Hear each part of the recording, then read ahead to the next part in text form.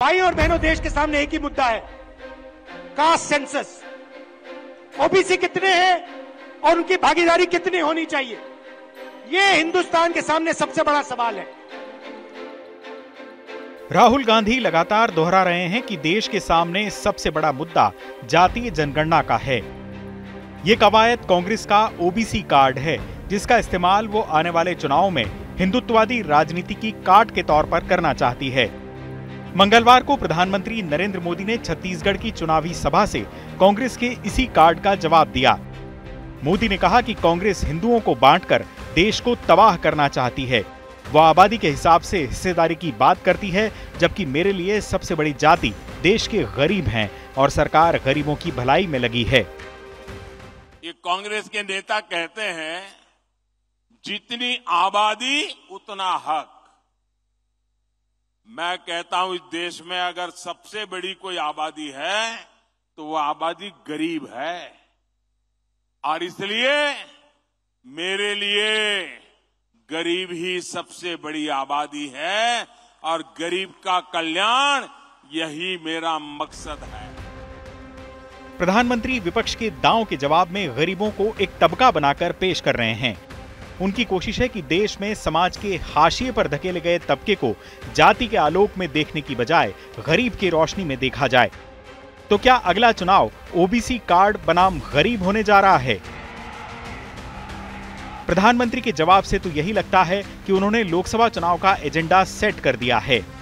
ये बात सही है कि कांग्रेस और इंडिया गठबंधन के ओबीसी कार्ड ने बीजेपी को असहज किया है, लेकिन प्रधानमंत्री के रुख से बीजेपी की आगामी रणनीति के संकेत भी मिलते हैं।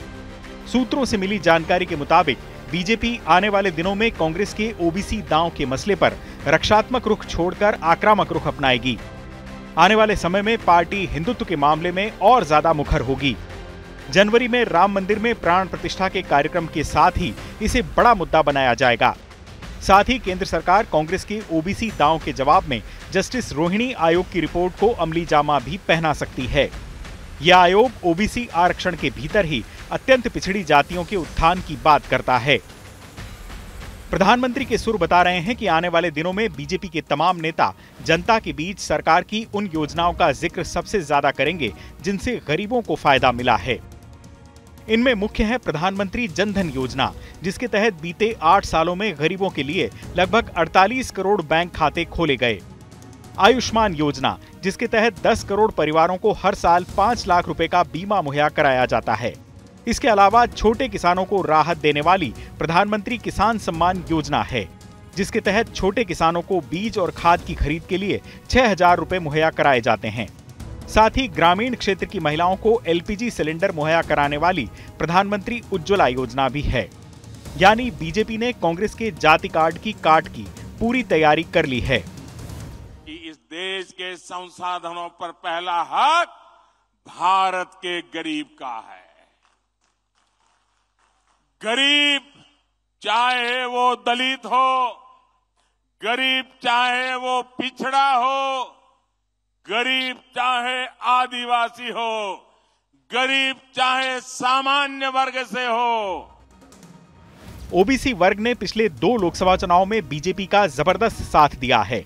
इस वर्ग को अपने साथ बांधे रखने और इंडिया गठबंधन के ओबीसी दांव की काट के लिए प्रधानमंत्री ने हाल ही में विश्वकर्मा जयंती के दिन विश्वकर्मा योजना भी शुरू की।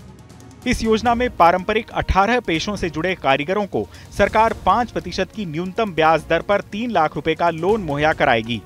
साथ ही ट्रेनिंग के दौरान रोजाना 500 रुपए और टूल किट खरीदने के लिए 15,000 रुपए भी देगी।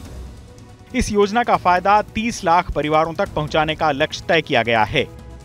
बीजेपी ओबीसी मोर्चा इस योजना का प्रचार भी तेजी से कर रहा है।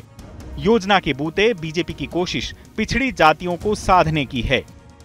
इतना ही नहीं, पिछड़े वर्ग को साधने के लिए बीजेपी ने अकेले उत्तर प्रदेश में ओबीसी समाज के 20,000 साइबर योद्धा तैयार करने का फैसला किया है। लखनऊ में इन साइबर योद्धाओं की ट्रेनिंग भी शुरू हो गई है। ये साइबर योद्धा सोशल मीडिया पर बीजेपी के लिए मोर्चा संभालेंगे। इतना ही नहीं, आने वाले दिनों में हिंदू वोटों के ध्रुवीकरण के लिए समान नागरिक संहिता का मुद्दा एक बार फिर उछाला जा सकता है। चुनाव आज तक।